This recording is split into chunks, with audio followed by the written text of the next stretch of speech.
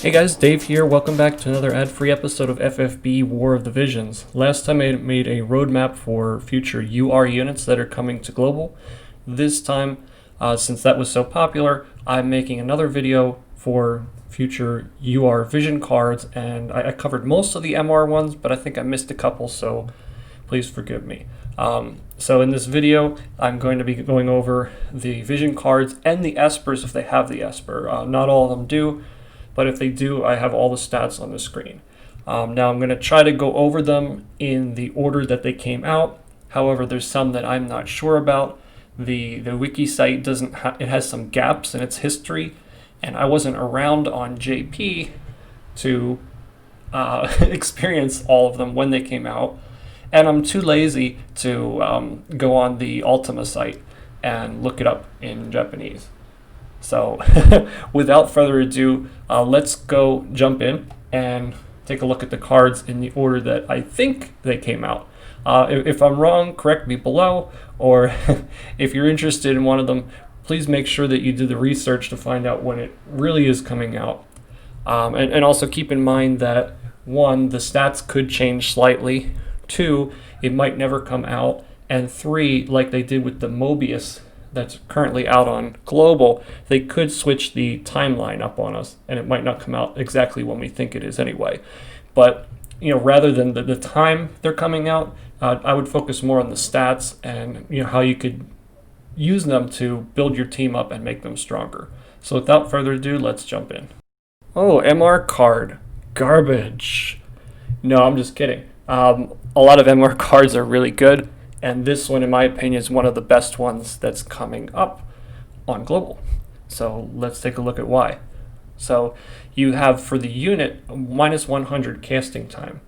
So by itself, it's pretty not good because I think you need a minus 1,000 cast time. I'm not 100% sure on the mechanics, so don't quote me on it, but I'm pretty sure you need minus 1,000 cast time to get an instant cast with a character. But then the actual cast, the higher it goes, the quicker it is. And then you have haste, which is the CT, which also plays a part in it.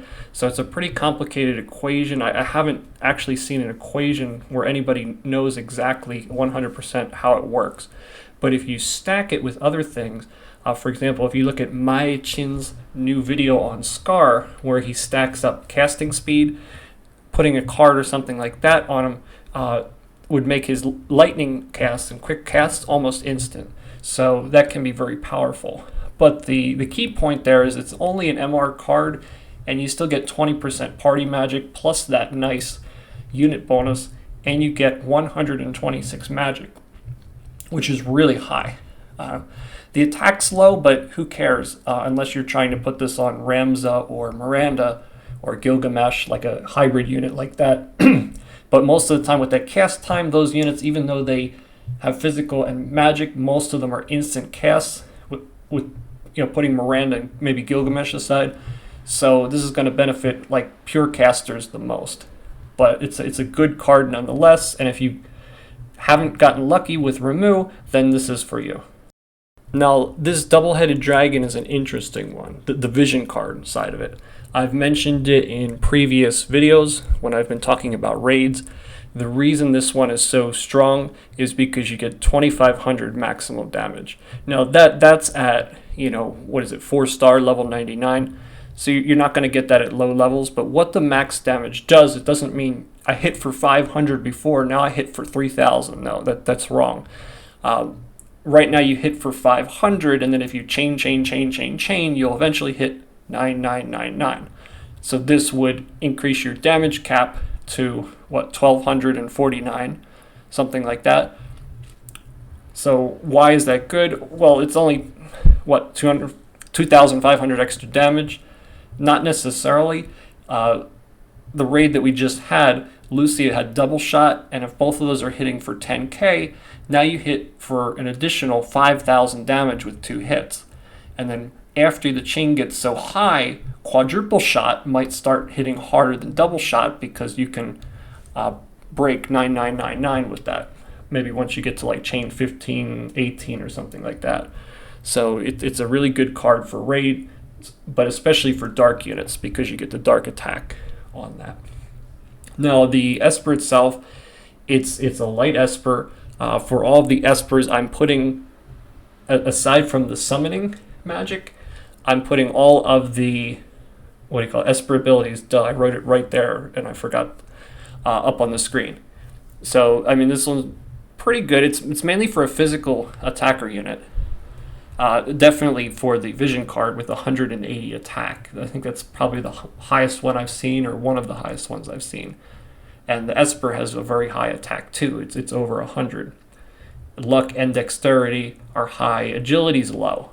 So that's low and whatnot, but the attack is very high on both the Esper and vision card. So again, this is going to be really good for raids and for dark units. So it's a pretty decent vision card to have. But don't worry, like, oh my gosh, it's UR. I'm never going to be able to get all those. I'm free to play.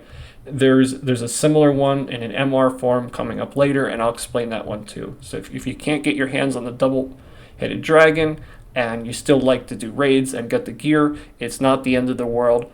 So let's just wait, and I'll explain the next card as well.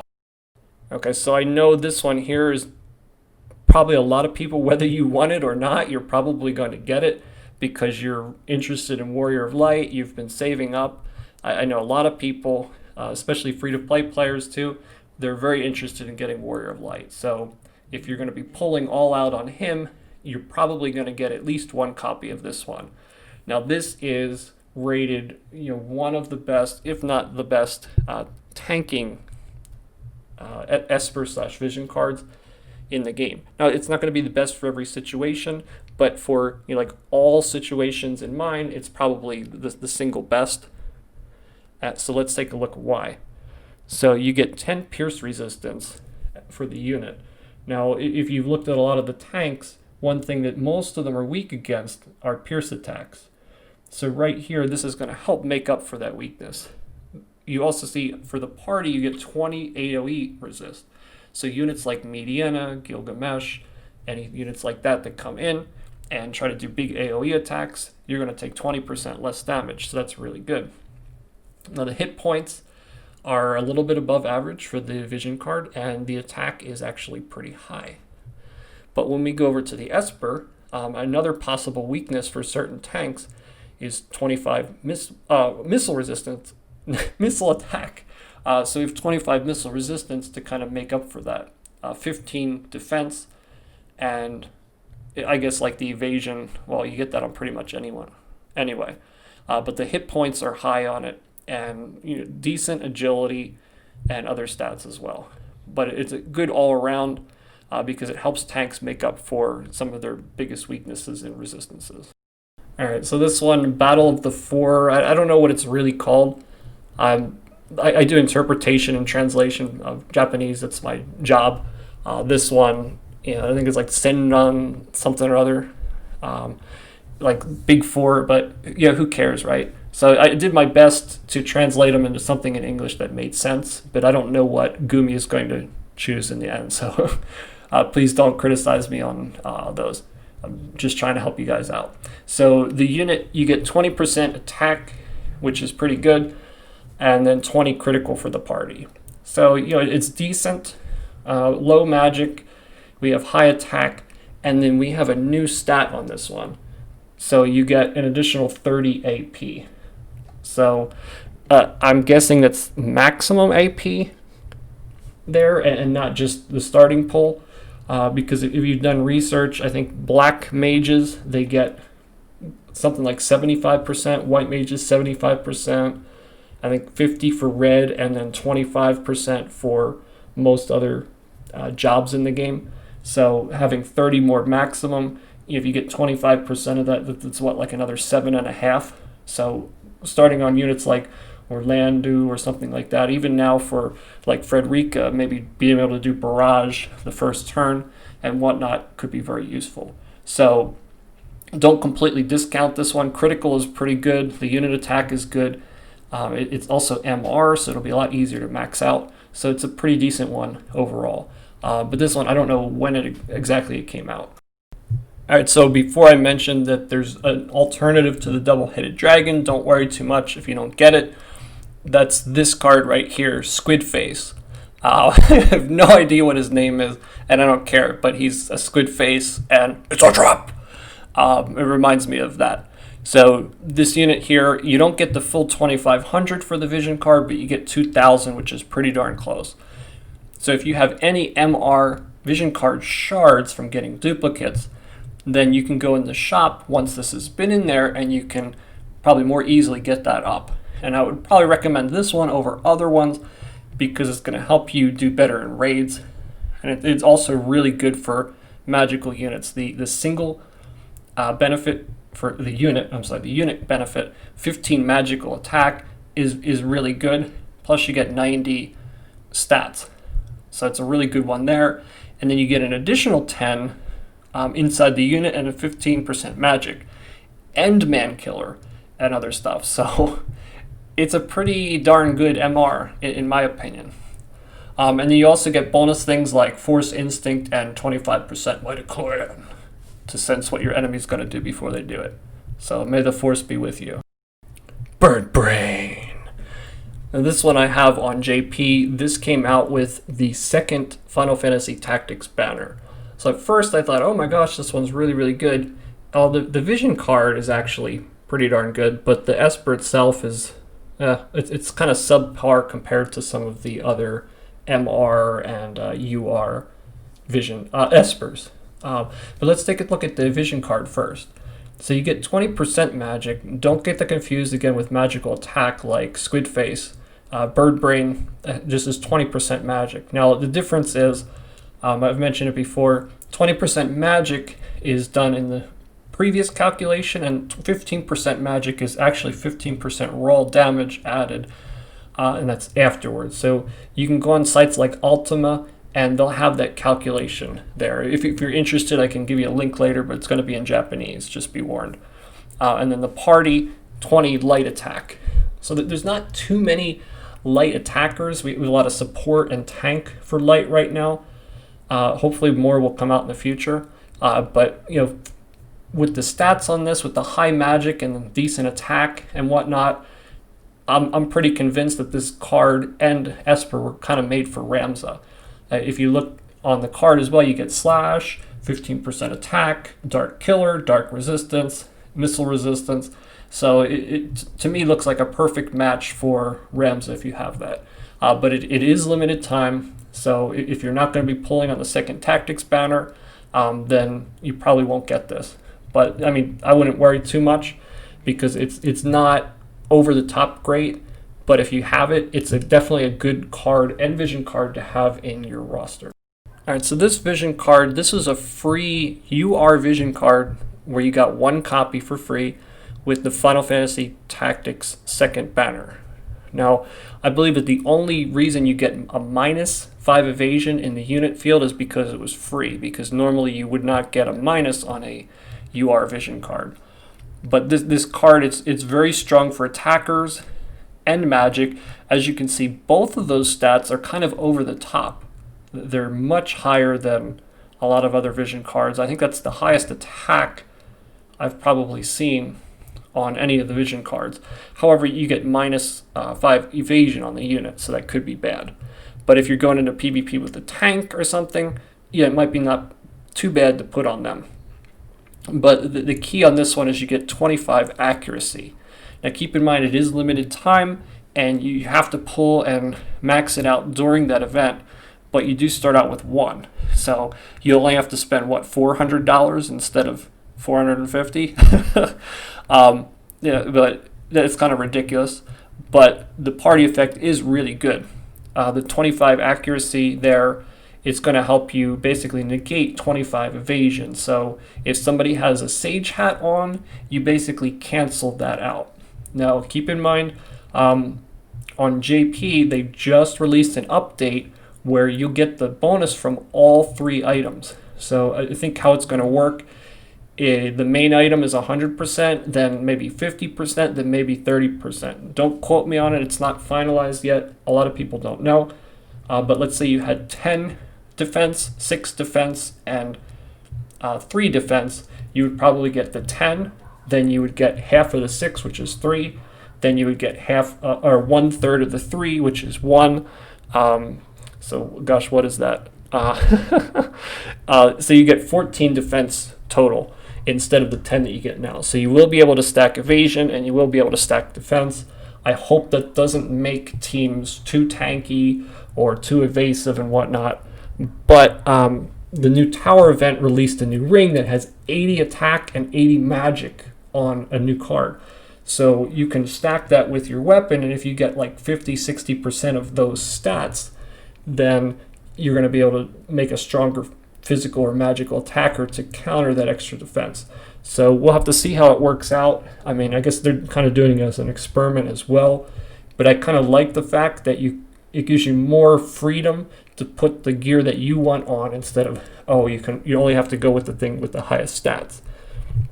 So I know I'm kind of throwing this in the middle of the video, but it's really important for you guys to start planning now based around that, because probably almost 100% that's going to come to global. Up until now, I said, if an event comes out, like for example, the next Platinum Robe coming with the next event, 18 defense in the current system is probably the best choice since you only get the top stat. However, with the new system coming up where you can get maybe 50 and 30%, then maybe going for the Spirit version where you get half and half might be the better choice.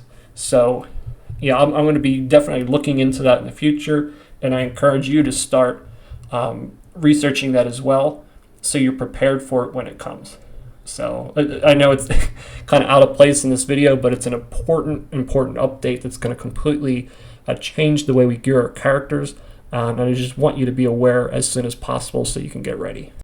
Alright, so this Horun Kingdom First Squadron Solid or whatever that came out. When it first came out, I thought it was complete garbage, but I got it in one of the free, I think, 6th month anniversary pulls. And I took a second look at it and I'm like, oh my word, this is actually really, really strong. So let's take a look at why. I eventually bought all 3 sets of shards on the shop, and I have it at 2 stars, I think like level 70 right now. And I'm really happy with it. So 10 magic attack, that's again 10% raw in the second part of the calculation, 20 slash resist. So right now the Iron Giant has 15, but this one has 20, and you get no minus stat for the unit. Normal hit points right around 300, but 178 magic. So this is a very, very strong one for magical units. And as we both know, many magical units like Mediana and whatnot, they're very weak against slash. So not only do you get it for that unit, but it's for the whole party. So this, I think a lot of people might have overlooked it, especially because of when it came out with the tactics banner, with Glacialia. Oh, actually, I think it was later. But there's a lot of really good units coming out there too, and I think this vision card was overlooked, but I think it's one of the most powerful cards for PvP because of that really high slash resistance, and it's really good for a magical unit. Alright, so the Ephemeral Cherry Blossom Feast, this one, 10 light attack for the unit and 50% AP gain for the party, and then we get low hit points but pretty high magic and attack, spread evenly. So I don't know how many units are really going to benefit from that other than like the hybrids like Miranda, Gilgamesh, etc. again. But 50% AP gain, maybe for like the tower or something like that where you're in full control. But I don't see this, maybe being the best for PvP.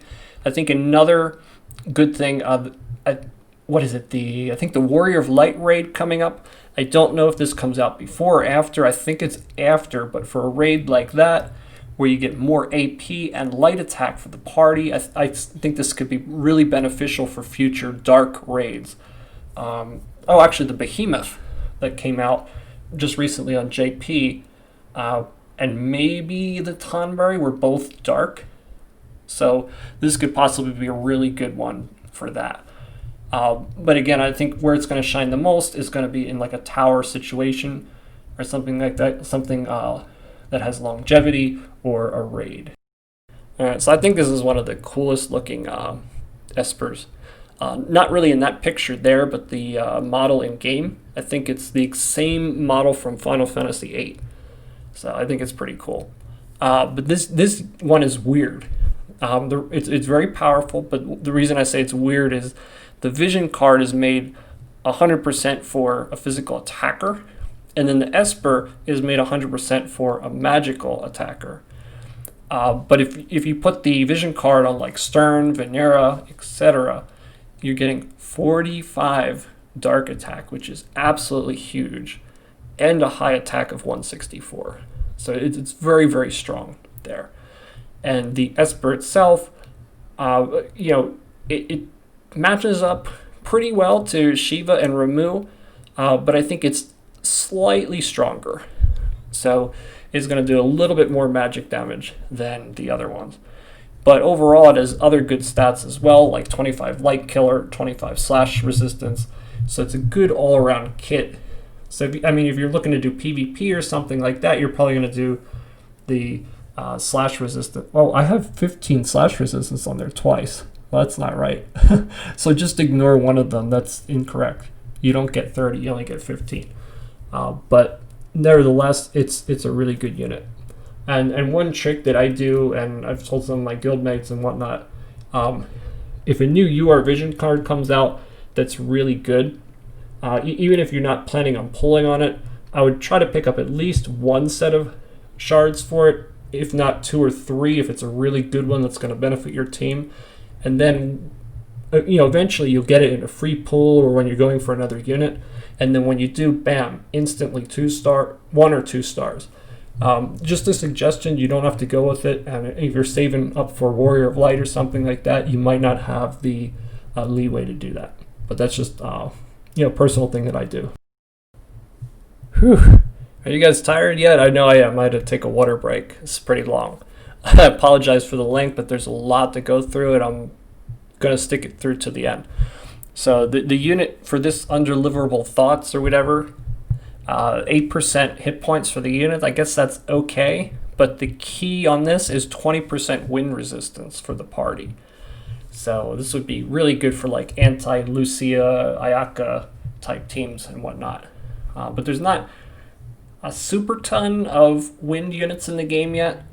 You have Ordudora, who's the one there with the blue hair. She's a wind unit, but she's not used that much. A lot of people skipped her because it was the beginning of the Tactics banner, and then the Mathematician was at the end of the Tactics banner, so there's a lot of people who didn't pull on those units. They pulled on the limited time instead. But she's actually has a really good trust, even though few units can equip the thing. But anyways, the Vision card, I think is really good if you're going up against a wind team or something like that. Oh, and I forgot to mention Yerma. I know not too many people use her. I got her while pulling for Ramu or something, and I think she's a really good unit. A little squishy, but I've equipped the whole team with slash resistance, given her like a perfect smart robe, and she's done much better in PvP. So pretty good card here. Fenrir, I think he's like a spider wolf or something. The ugliest wolf I've ever seen. He's got 8 eyes, I think. But one poor Japanese guy who's pulling, and I think he probably spent equivalent of like $500, $600, $700 just to get one copy of this. It was like a 45-minute video. So this is going to be like if you will, like a meta changer when it first comes out, because there hasn't been anything with this yet in the game. So what does it have? It has magic resistance. So the Vision card, you can get you up to 20% magic resistance for the whole party, and then the Esper can give you an additional 15.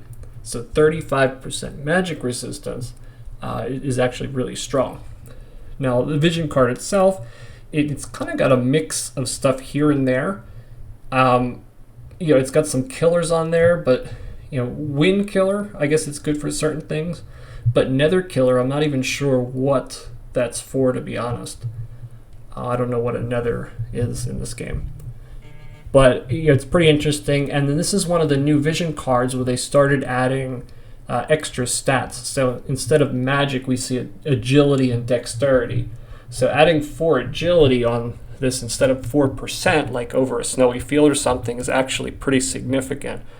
So for agility, that's really good, but it also could be a double-edged sword. So, if you're really into PvP and whatnot, you probably already know, but you need to adjust your agility. The more the better is the wrong way to think, because if you're on auto in arena or guild battle and your unit moves first and then just buffs out in the middle of the field, then the enemy can just go up and attack you and has a chance to one-shot you. So you need to adjust your agility. So it could be really good or it could hurt you. So just be careful with too much agility. All right, we're almost there. Let's stick it through for just a few more. Titan, this one came out right after the Cecilia and Laswell banner. This one, they pretty much made it for Lancer units. So you get 10 Pierce on the unit and then 25 Man Killer for the party. No, a physical Man Killer. That's important to note. So it's really good. And you get 43 Dex on it, and I don't know why there's magic on it. I want to know which Lancer units use magic. That's kind of weird. But it has magic, unfortunately. I would rather see that go into something else. But attack and 43 Dex is going to give you more crits. So that's good.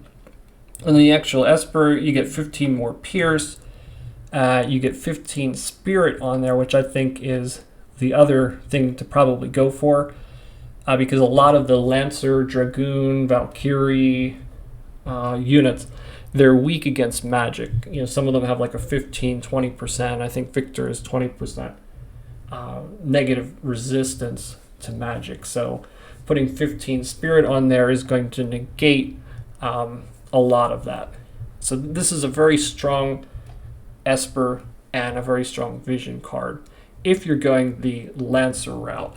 Now, it's not a bad Esper to have even if you don't have a Lancer unit, and it's not a horrible Vision card to have either even if you don't have a Lancer unit. You'll lose out on the unit 10 Pierce or the 15 Pierce in the Esper tree, but the other stuff you get, like Man Killer and Lightning Killer and stuff like that, is really good. So, with Lightning Killer, goodbye Orlando and stuff like that. So this is a really strong unit. And the minus 10% fire resistance, that might be wrong. Maybe I just copied that wrong. But yeah, good, really good Vision card and Esper here. All right, only one more left after this. We're almost done, I promise. This one just came out, so I don't have like 100% of all this stuff. I don't have all the stats. They haven't been data mined yet, and obviously nobody's going to have a perfect or have posted it on the website. But I put the base stats, so we'll have a pretty good idea of what the strongest stats will be when it gets up. So this one is really nice. It's half offensive and half defensive. So this would have been nice to come out now instead of the silly Mobius limited time one. This is definitely better than the Mobius one that just came out because of what it gets on it, and the fact that it's not limited time makes it much better. It's just we have to wait another 3 months or so before this will come to global. That's the only problem. Until then, we won't have a really good missile resistance one. But the good news is there aren't many missile units. I think Frederica and Lucia are really the only ones we have to worry about, and then some other sub jobs, and then possible MRs and units like Sosha or whatnot here and there. But missile isn't too big of a threat at this point in the game, but this is a really nice card to have later on. And you get dexterity and luck there, so they're likely going to get higher as well, so it's going to be... That's kind of funny because those are really good stats for a missile unit. So it's like, what do you put the missile resistance on your missile unit to have them crit more, I guess. But it will be good for any physical attacker, but it could also be really good for a missile unit. So I think that's kind of ironic. But this will be a really good card to have. And I suspect in the future, there's another really popular story unit, the double pigtailed blonde girl is supposedly like a double gunner. So I think we'll see more missile units in the future. So this will be good to pick up. Bloody Moon. Well, this brings back... this brings back memories from FFBE. So again, this one, we don't have all of the information yet. We get a negative for the unit, but 20 accuracy, that's pretty high, and 15 AoE resistance. That's not to be scoffed at either. Again, it's situational. You never know. Even if it's an AoE unit like Gilgamesh, he might be casting haste or quicken on the party, or just hasting himself and walking off to a far corner of the map with the crazy AI. We don't know, but yeah, I see potential in this card later, especially since the only other AoE resistance was the Death Machine with Warrior of Light, which is going to be limited time. So, I mean, good luck trying to max that out without spending $400+ US. So, this one's really good. He has a good number of things in his tree, actually. He's pretty good for magic, missile resistance, a charm resistance. I think that's the first status effect really I've seen in a tree, so that's pretty good too. But this Esper and Vision card look pretty decent, and the face definitely reminds me of the alien heads in Mars Attacks, which is probably some of the worst acting I've ever seen in my entire life. Maybe they did it like that on purpose, but I was like, wow, how did I watch this the first time? I just cringed the second time I watched it. All right, so thanks if you're still listening. You made it all the way through that. I apologize for it being long, but there's just a lot to cover. And I know I might have missed one or two MR Vision cards, and I apologize for that. But, please make sure if you're interested in maybe any of these for your current team, future team, or a strategy you're going for, make sure that you do some research on your own as well. I could have made some copy or paste errors, or there could have been some errors on the website that I used, or Gumi might decide to change the order they came out or some of the stats on them. We don't know. Because, right now the Mobius banner that's out was supposed to come out with rain, but they moved it up. I suspect that they might play around with Rain and Venera to try to get people to spend more, but you never know what they're going to do. So you make sure you just take everything at face value. So again, guys, I hope this was very helpful for you. If you'd like to know anything more about some of the combinations of what I've seen, what could work with what, please feel free to leave a comment below. I try to answer all of my comments. Sometimes I don't get around to all of them, and I apologize because I don't have a notification for new comments, only ones I've already replied to for some reason, so I'll have to look into that. And again, thanks for watching. If you enjoyed, please comment, like, and subscribe, and I will see you again on another episode of FFBE War of the Visions. Take care, guys.